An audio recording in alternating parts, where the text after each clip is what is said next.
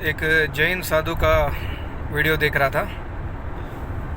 वो जो महिला का जो सवाल सवाल था वो बहुत बहुत अच्छा सवाल था कि ईश्वर के नाम लेने से कर्म काटता है कि नहीं, ये सवाल था।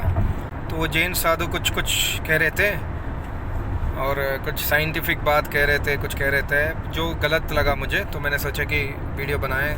वो कह रहे थे कि ये सवाल अगर 40 साल पहले तुम मुझसे पूछी होती तो मेरे पास जवाब नहीं होता, आज तो मेरे पास साइंटिफिकली भी जवाब है।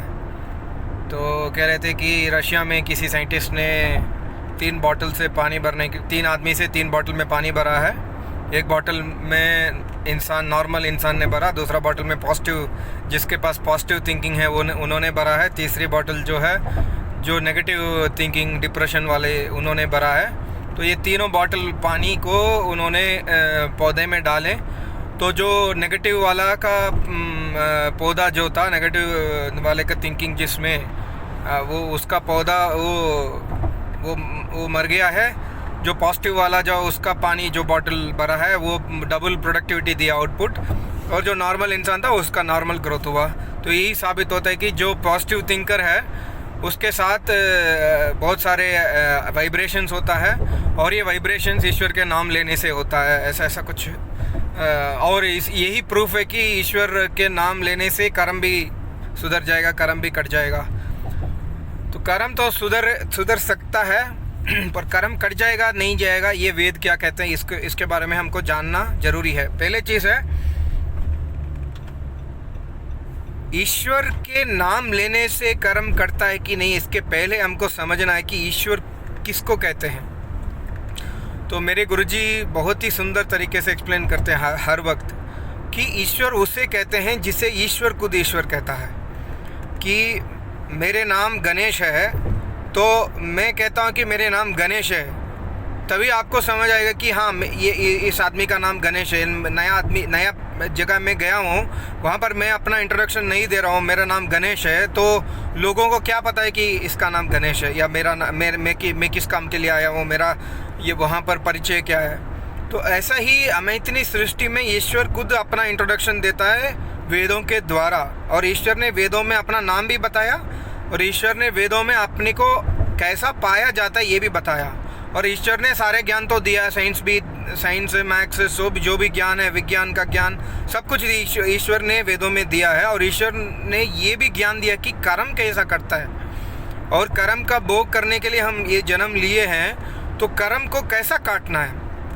ईश्वर ने तो नाम जाप करने से कर्म काटता है कि नहीं कहा ईश्वर ने नाम जाप करने का विधान बनाया वेदों में, और ईश्वर ने ये आदेश दिया कि हाँ नाम जाप करो, जो नाम मैंने वेदों में दिया। और वो नाम जो है वो आपको आपके ऋषि बताएंगे, आपके गुरु बताएंगे।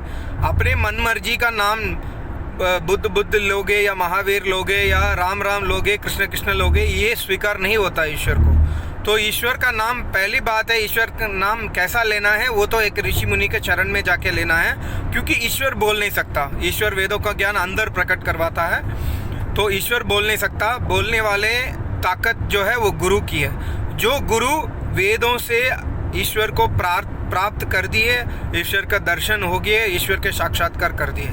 दूसरी बात है, जो आदमी पौधा के लिए पानी भर रहा है, नेगेटिविटी पॉजिटिविटी, पहले ही हमको ये निश्चय करना है एक आदमी पॉजिटिव थिंकर कैसा बनेगा। अगर मैं कहता हूँ कि मैं बहुत पॉजिटिव थिंकर हूँ, मैं कहता हूँ कि मैं बहुत डिप्रेस्ड हूँ, तो इसका आधार क्या है। इसका पॉजिटिव थिंकर वाला जो रशिया में पानी भरा था वो तो बीफ खाने वाला है, वो तो सारे जानवर को खाने वाला है, उसके अंदर से पॉजिटिविटी कैसा निकल सकता है। ये नहीं सोचे हाँ मैं सबके लिए कल्याण चाहता हूँ हमेशा, इसलिए मैं पॉजिटिव थिंकर हूँ, सबको मैं मदद करता हूँ इसलिए मैं पॉजिटिव थिंकर हूँ। ऐसा नहीं होता ईश्वर के डेफिनेशन में। अगर हम खाने वाले चीज़ तो बीफ खाते हैं या कुछ गंदे चीज़ खाते हैं, तो हम कैसा पॉजिटिव थिंकर हो सकते हैं, पहले चीज़। दूसरी बात है, पॉजिटिव थिंकर पानी भरे या कोई भी पानी भरे, पौधा में उसका इफेक्ट नहीं होगा। पानी का मॉलिक्यूल चेंज हो जाएगा, इसका माइक्रो स्ट्रक्चर किसी ने स्टडी किया है। ये सारे जो है बिजनेस के लिए, ये positive power of positivity thinking बढ़ाने के लिए, उसका किताब सेल बढ़ाने के लिए, ये सब इंसान ने झूठे प्रचार किए हैं। तो दूसरी बात है वो संत कह रहे थे हाँ इसलिए ईश्वर का नाम लेने से कर्म करता है। तो जैन वाले तो ईश्वर के भगवान को नहीं मानते हैं, वो लोग तो महावीर को भगवान कहते हैं। पहली बात है, वो बात छोड़िए, वो तो उनके मत के है, उनके धर्म के है, उसके अंदर हम नहीं जाना है। पर ईश्वर जो है इस सृष्टि को रचयिता है, हमारे शरीर को बनाने वाला, हम सारे इंसान के कर्मों का फल देने वाले, तो उनके नाम लेने से वो कर्म कैसा कटवाता है? ये तो ने कहा है आपने मेरे नाम लिया है, वो नाम लेने से क्या होगा आपका बेनिफिट? आप नाम, ईश्वर के नाम, सच्चे गुण, वो कर्म, ईश्वर के कर्म जानकर नाम लेने से हमें हमारे अंदर ये प्रेरणा मिलती है कि हाँ हम वेदों के रास्ते में चलें, हमको यज्ञ के प्रेरणा मिलेगी, हमको गुरु के रास्ते में जाने के लिए प्रेरणा मिलता है। वो जब गुरु के रास्ते में यज्ञ में हम जाते हैं तो वेद सुनते हैं।